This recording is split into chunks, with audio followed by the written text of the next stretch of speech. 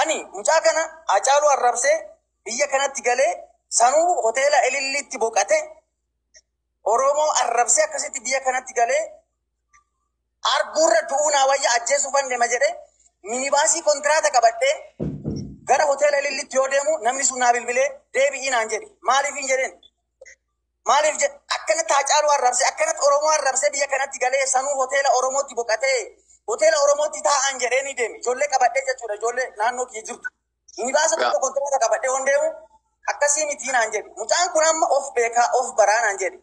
Yoo inni nagaan biyya kana galee biyya kana biyya ofiitti deebi'ee naan jedhi. Oromoon nama gaarii akka ta'e nama dhiifamaa akka ta'e barama addunyaa irratti. Itoophiyaan akkasitti hubatti. Kanaaf jaalalaan barsiisuu qabna. Dhiisii naan jedhi. Neebar hin jedhin. Ani manni hidhaa maalini si'oolii miti hin jedhin. Si'ool maal jedhama Oromifaan. Mana Dogongora. hin dogongora ilmi namaa hin dogongora. Namni hin dogongora. Erga dhiifama gaafate immoo namaa miti waaqni illee dhiifama namaa godha. Akkas. Gaheen namaa Waaqayyoo siifaa dhiisuu jedhee dhiisuu malee akka waaqaatti namarratti murtii kennuun hin danda'amu. Yaa. Nuundi keenya badii mataa keenyaa qabna. Waaqayyo waan nuun saaxilleef malee Waaqayyo waan baasee uummata jidduutti nuun saaxilleef malee badii dhuunfaa keenyaa qabna hundi keenya jechuudha. Namni amma Lijaareed bar arrabsaa jiru namni tokko tokko hoteela taa'ee yakka hojjetu namni tokko jaartii namaa saamee dubartii boochisee dubartiin immoo dhiira boochistee haatee qabeenya namaa saamee nama jirutu argitee dadhabbiinsa Yaareediin kufaatii Yaareediitiin Waaqayyoo bira qulqulluu ta'ee argamuu barbaada. Waaqayyoo poolisiin barbaadu. Waaqayyoo ofiisaatiif lola. Ofiisaatiif gaadha. Isarra hafee nuufuu Waaqayyootu nuuf lola.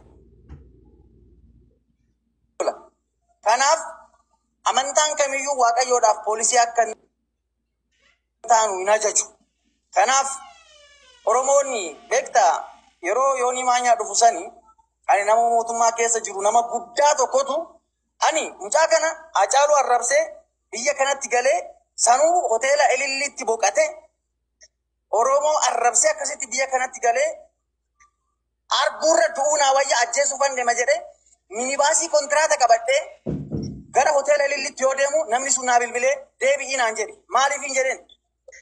Maaliif akkanatti Hacaaluu arrabsee akkanatti Oromoo arrabsee biyya kanatti galee sanuu hoteela Oromootti boqatee hoteela Oromootti taa'an jedhee ni deemi. Ijoollee qabadhee jechuudha. Ijoollee naannoo kiyya jirtu. Minibaasa tokko kontiraataa qabadhee waan deemu akkasii miti naan jedhi. Mucaan kun amma of beekaa of baraa naan jedhi. Yoo inni nagaan biyya kana galee biyya kana biyya ofiitti deebi'ee naan jedhi. Oromoon nama gaarii akka ta'e nama dhiifamaa akka ta'e barama addunyaa irratti. Itoophiyaan akkasitti hubatti. Kanaaf jaalalaan barsiisuu qabna. Dhiisii naan jedhi. Neebar hin jedhin. Ani manni hidhaa maalini si'oolii miti hin jedhin. Si'ool maal jedhama Oromifaan. Mana yaa. Janaabaa ምንድነው የሚባለው? ምንድነው ጀናዛ ጀደማ ሲኦል namoonni cubbamoonni bakka itti ta'an. Katu'e moo katu'e jettamoo katu'e janaazaan nu bira katu'e nama du'e janaazaa jechuun. Achiin seenu oo mucaa kana ajjeesellee mana hidhaan seena. Mucaa kana dhiisu annan deeman jennaan naa bilbilee na deebisin. Karaarraa na deebise namni guddaan mootummaa keessa jiru argite. Mucaa kana dhiifama goonee jaalalaan isa keessummeessine biyya kanaa deebe. Oromoon du'a Hacaaluu dagatee mucaa kana wajjin geemii taphataaf TikTok irra jechuudha. Sima qabsaa Oromoo namni sabboonaa Oromoo ofiin hin jedhu TikTok irra taa'ee geemii kadhannaa saantima muraasa argatuuf jedhee yoonii wajjin namni geemii taphatu amma Lijaareeditti murteessuu hin danda'u. Dhiiga Hacaaluu dhiita jechuudha. Dhugaa Hacaaluu dhiita jechuudha. Kanaaf mucaan dogongoree jira, balleessee jira. Namni immoo dhiifama gaafannaan ka dhiifama godhu namaa miti Waaqayyoodha. Bakka Waaqaatti seennee diina wajjin yoonii maanyaa wajjin mucaa kanarratti duuluun boru anillee Oromoo abdadhee dhugaa Oromoo akka hin dubbanne na godha. Siigalee afaan naqaba ittan saalfadha ittan qaana. Namni hin dogongora kan nama hojjetu dogongora. Hoon hojjedhu dogongora. Hoon saba kiyyaaf dhaabadhu dogongora. Namni taa'ee hin dogongoru nama hojjetu dogongora. Kanaaf namni Lijaareed yoo hojjetu TikTok irra seenee bari yoo gaallaa shaanqallaa horiidhaati jedhanii isa arrabsan aaree dubbate eenyummaa isaatiif quuqamee Oromoo hunda bakkan bu'a jedhee amanee dubbate malee lijaare dabar dhimma yookaan immoo dhoobuu arrabsuu qabaatee miti. Kanaaf boruuf anillee yommuu lijaare dhufu kana qottoon itti garagare kun anis osoon hojjedhu uummata kanaaf osoon kufe osoon dogongore qottoon kun anatti akka garagaruu yaade. Sii galee boru anatti sin garagara. Ani jibba amantaa kamiyyuu hin qabu. Kana booda ani Oromoodhaaf jedhee amantaa kamuu keessa akka hin hirmaanne kana booda Oromoon naa beekuu qaba. Ani amantaan qabu kana booda suuta itti ilaalee wanti Oromoon barbaadu kaartaan Oromoon barbaadu erga dhufee booda amantaa filadhee ittan seena. Sana booda kana achitti amma garuu amantaa akka hin qabne beekuu qaba Oromoon. Garuu jibba amantaa hin qabu. Namni hin dogongora. Mee abbaasiin isaanii abbaa Pheexroos abuna Pheexroos jedhamu amma 4 kiiloo jira. Beeta kinatii jira.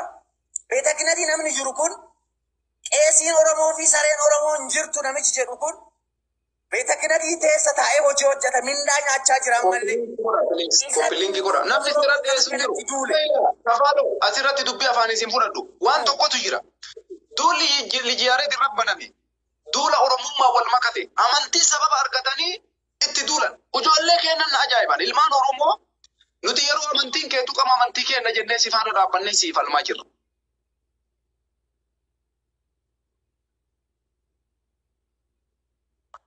Amantiin Ortodoksii har'aa miti kan rafamuu jalqabe. Joonii Maanyaa caala namni Ortodoksii arrabsee jiru. Mootaa Qaraanioo caala namni Ortodoksii arrabsee jiru. Ayyuudaabiin caala namni Ortodoksii arrabsee jiru. Sabbira dabranii ammoo Oromoo bifaan gaallaadha. Gaallaan nu bulchuu hin danda'u. Gaallaan nuti surra hidhachiisuu barachiise jedhanii isaan bira ta'anii adda baafanii nama dubbatu namni seera dhiyeessee jiru. Duulaarra isaan gaggeessaa jiran ilil jedhanii samii dhiitaa jiran. Amantiidhaaf kataate mootaa Qaraanioo Joonii Maanyaa Ayyuudaabii fi Lijiyaareetiin garaagarummaan isaanii maali? Isaan hunduu amantii tuqan. Marti isaatu gaafa nama amantii tuqe seera dhiyeessu ta'e waan miidiyaa irra dubbatameef lubbuu namaa baasu gaafa taate hundumaan dubbachuu qaba. Ijoolleen keenya ijoolleen Oromoo warroonni amantii Ortodoksii qabna jedhan. Deengadda gaafa amantii Ortodoksii tuqame gaafa Abuunaa Saawiroos Phaaphaasii nama gargaarurraa maqaan isaa fuudhamee atu maali atu ebalu jedhanii gaafa akkasitti warri har'a isaa wajjin dhaabatan kun waamaa ture san maqaa kabajaa waamaa turre nuti osoo amantiin kiyya musliima ta'u kabajaa isaaniitiif jecha Abuunaa Saawiroos jechaa ture.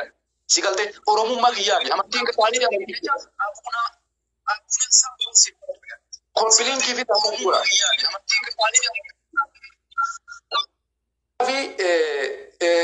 Irratti dawwalamanatti fakkaate. Namoonni baay'ee wanni isin hubachuu qabdan. Dubbii mucaa kanaa dubbii amantiitii miti. Joonii Maanyaa caalaa namni amantii Ortodoksii arrabse hin jiru. Joonii Maanyaa caalaa naggaadeen miidiyaa kanarra hin jiru. Mootaa Qaraanioo caalaa namni amantii kana arrabse hin jiru. Ijoolleen Oromoo dabarsitanii wal kennitan. Guyyaa namni waa ta'e mimmaan bo'uun isin hin fayyadu. Ofirraa dhiisaa waan akkasii. Mucaan kun balleesseef dhiifama jedhee jira. Halkan ammoo edha mana isaatis seenanii reebicha hammana hin jedhamne irra geggeessanii rukuttaa reebame rukutame dhiitame booddee fuudhanii du'uu qaba jechaa bakka isaa keessan namni beeku hin jiru. Koppiliinkii fi taaptaapii godha piliis. Kanaaf sagalee haa taanuu fi hundi keessanuu mucaa kanaa sagalee ta'a haa baraaramu yoo ka hidhamullee taate poolisii Oromiyaa seeratti dhiyeessee poolisiin Oromiyaa gara kamittuyyuu to'annoo seeraa jala oolchuu qaba. Nama afaan miidiyaa kana warra waa dubbate yakkama godhamee seera dhiyeessuun eega barbaachise kumaatamatu jira. Warra guyyarraa Oromoo gaallaa jedhee arrabsu kana mee afaan nurraa qabsiisa. Oromoon eenyumaafuyyuu kabajaa qaba. Eenyumaayyuu ni kabaja. Kanaaf uf beekuu isin barbaachisa. Warra gaallaa isiniin jedhutu har'a jigii isin baafatee isiniif fayyadamaa jira. Namooti keenya ijoolleen Oromoo amantiin keessan haga fedhe isin dhukkubse haga isin amantii keessaniif dubbachuu qabdantu jira. Bakka isinitti dhaabbachuu qabdantu illee jira. Lubbuu namaa galaafachuudhaaf deemuun hin gaya. Seera dhiyaate mucaan kun ammoo lubbuu isaatiif wanni sodaachisaa waan ta'eef kanaaf jecha dhiibbaan godhamuu qabu. Uummanni Oromoo hundi godhuu qaba. Sagalee ta'uufii qabdanii mucaa kana jajjabeessuu qabdanii waan inni keessa jiru hubatamuudha qaba. Yoo callisame yoo kalaalamu taate Lijiyaareet yoo waa ta'e alaabaa bitattanii abaaboo bitattanii keessan dhiichisaa guyyaa kaan lafa dhiituun hin barbaachisu. Itti fufi niitoorkii keetu rakkoo qaba achiis irratti dawwalammoo. Bilbila natti seenee kanaaf amantaan beektaa jaalalaan babal'ataa. Amantaa nama biraa arrabsuudhaan amantaa keenya babal'isachuu hin dandeenyu. Dhugaan sitti hima. Ani amma akka Oromoo tokkotti asumaan si galateeffachuun barbaada. Amantaan kiyya peentee ta'ee garuu irra caala galata ummata muslimaatiif nan qaba. Osoo hin jiru galateeffachuun qaba.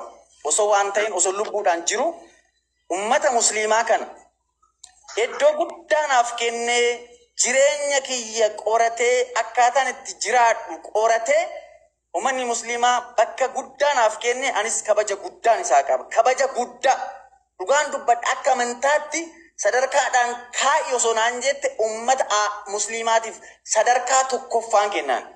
Jaalala anaaf qaban. Jaalala hojii an hojjedhe keessatti. Hojii an hojjedhu keessatti qooda guddaa kan taphate ummata muslimaati. Kana jala sarareen hima. Jibba amantaa kamiyyuu hin qabu. Oromoon gara duraattis amantaadhaan wal qoqqooduu hin qabu. Dadhabbiinsi dhuunfaadhaan hin jira. Lijaareed beektu ani xiqqoo itti kalaa'ee guyyaa 5-6 tokko argadhee nan beeka. Gorsees nan beeka. Waan akkanaan dubbatini hin arrabsini. Dhugaa qaba Oromoon dhugaa hamma sabii gahuu qaba. Dhugaa keenya qabannee qabsoofnaanuu hin moona. Sobaan jararratti duuluu hin qabnu. Sobaan jara arrabsuu hin qabnu. Amantaa jaraa tuquu hin qabnu. Eenyummaa isaanii tuquu hin qabnu. Dhugaa qabnu hin mo'anna. Kana nama ilaaluu miti nama hubatuu miti jaamaanuu hin murteessa. In ilaala kanaaf dhugaa qabna jedhee isatti illee nama isa wajjin jiru kiyyaa jedhamu isatti illee meen ture kan isaa barsiisuun nagar. Argite kana hunda itti mee badiin qabuu miti balleesse namni ega balleessee dhiifama gaa dhimma amantaa waaqatu ilaala malee namni ilaaluu hin qabu seerris mootummaanis ilaaluu hin qabu. Namni fakkeenyaaf ani ka'ee waaqayyoo osoo arrabse waaqayyoodhaaf poolisiin ta'a. Abukaatoon ta'a jedhee namni ka'ee na himatu hin jiru. Osoo himatees isan galchu. Waaqayyo naa gaafatu an. Ofii nanqatu waaqayyo. Ofiifii miti anaafuu gahaadha. Kanaaf balleesseera badiisaa amanee immoo erga dhiifama gaafate nu eenyuudha keessatti murteessu. Nu eenyuudha isaan cubbamaa akka jennu. Argite? Yaade lijaareed arrabsee jira. Kun immoo ka isa arrabsu kun bar hattuudhaas keessa taa'e. Ka gandummaadhaan wal qoqqoodu. Ka kun qabeenya namaa saamee hannaan bakka guddaa ga'eetu isa arrabsaa jira. Cubbuu isaa san yaareed irratti duuluudhaan waaqayyo waan isaa dhiisu itti fakkaata. Siin dhiisu kanan sitti maali. Garuu namni dogongoru nama hojjetu. Lijaareed bu'uurri isaa maalinni balleessaan isaa yommuu laayivii seenu gaallaa jedhanii isa arrabsan. Arraba saniif deebii kennuudhaaf dogongore. Jechuun namoota dhuunfaadhaan isa arrabsan san deebii isaaniif kennuu osoo danda'u amantaa tuqe sii galee. Amantaa keessatti namoonni balleessan hin jiru, namoonni gaggaariin hin jiru. Namoonni hamaan hin jiru, namoonni gaggaariin hin jiru. Namoota hamaa san adda baasee rukutuu wallaale. Itti wallaale amantaa wajjin rukute jechuudha. Erga isaaf galee booda immoo dhiifama gaafate. Dhiifama eega gaafate booda seerri qooy appilaayi kan ta'u Oromoo yoo taatu qofa Oromoo irratti qofa appilaayi ta'amoo seerri biyya kanaa. Amantaan biyya kanaa kan kabajamu kabaja kan argatu Oromoo yoo hidhu qofaa hiikun. Kana warri mootummaas beekuu qaba. Nama nu hidhamuu qaba jedhan hunda deebistee jara gammachiisuudhaaf kitaaba qulqulluudhaan dubbisa. Beeknaa 12 irratti namichi Heroodis jedhamu tokko jalqaba nama Maarqos jedhamu tokko morma saamuree ajjeese. Erga ajjeese booda jedha warri Ayhuudoota itti gammadan mootiin keenya gaarii hojjete jedhanii itti gammadan. Itti gammadaan erga Maarqos yoon ajjeesu natti gammadan hangaficha Phexros osoo hin qabeen mana hidhaatti galchee osoo hin ajjeese immoo kana caala mootii na godhu jedheet Phexros qabeen mana hidhaatti galche jedha. Jara gammachiisuudhaaf argite. Oromoo warri aangorra jirus beekuu qaba. Jara gammachiisuudhaaf beekaa yookaan immoo nama bakka sibu nama ati yeroo dubbachuu sodaattetti siif dubbate san badii takkiittiidhaan qileetti naqxee hojii isaa gaarii beektu.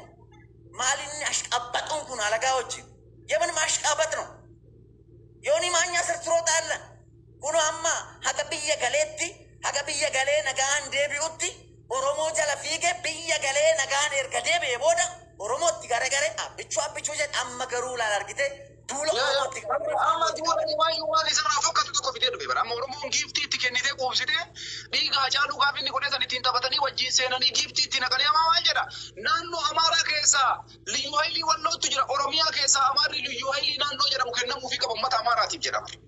Uummata akkanaa kanatu warra Oromoon irra nama akkanaa kana giiftii kenna. Laalima achi garagalee Abiyyi Ahmad Shimallis Abdiisaa irra duula jalqabee Liyyuu Haayiliin liyyuu boota liyyuu kililii ka jedhamu akka amma uummata keenya walloo kana agarte Oromiyaatti liyyuu kililii naannoo Amaarri achi keessatti kililii godhamee Amaara jedhamee Amaaraa kililiin akka kennamu. Mee ilaale lafa Oromiyaa irra kana asa walloo lafti ta'e Oromooti bara. Garuu yooni maanya jala fiigna mujaan amma as doorzeen tokko hin jiran daalki jedhamu. Argite ani deebi'eetan Ortodoksii kabachiisa jedhee deemi. Isa wajjin fiigaa ture garuu ijoollee Oromoo dubartii Oromoo ani yeroo tokko namni balleessu miti qulqulluun hin jiru kana booda kana beekuu qabdan kana yeroo hundaa beekuu qabdan namni qulqulluun hin jiru nus badii mataa ofii qabna dhiifama yoo gaafate namni hamman alagaa wajjin yoonii maanyaa wajjin itti duuluu qabna. Yoonii maanyaa bar ana ajjeesuudhaaf bar hoteela Lillii yoon deemu silaanuu mana hidhaan jiraayu argite garuu nama kana wajjin yoo fiigu Oromoon giiftii yoo kennuuf TikTok ani TikTok hin bahu ani quality mataa ofii nama qabudha. Beekumsa mataa ofii ejjennoo mataa ofii nama qabudha. Namas sossobee waan tokko argachuu nama barbaadu miti. Namicha kana garuu erga dhufee biyya kana deebi'ee Oromoo jajuu jalqabeeyyuu gaaf takka ergaa isaa sheer godheef hin beeku maal discerning godha fageessee ilaala. Nurraan tatarkaaffatee nurra ejjatee taruu barbaada malee Oromoo jaalatee miti warri Oromoodhaaf faarsu kun kudha tokkos haa ta'u warri sadii kun Oromoo jaalatee miti sirraan tarkaaffatee taruu fi Oromoo beeki kana mee maal dhabde Oromoo ka alagaa jala fiigdu mee maal dhabde Oromoo beelaan kee meeqa osoo jiru beelaan kee meeqa rakkataan kee meeqa osoo jiru durriyyee Oromoo arrabsu kana jala deemtee giiftii ka kennitu eenyu hana jaalatuufi eenyu haasin jaalatuufi eenyu haasin jajuufi kunoo yooni maanyaa amma bahee sin jajaare yaani Oromoo waan ta'eef irra taruu jedhee galateeffachuutti dhiisee inumayyuu galateeffachuu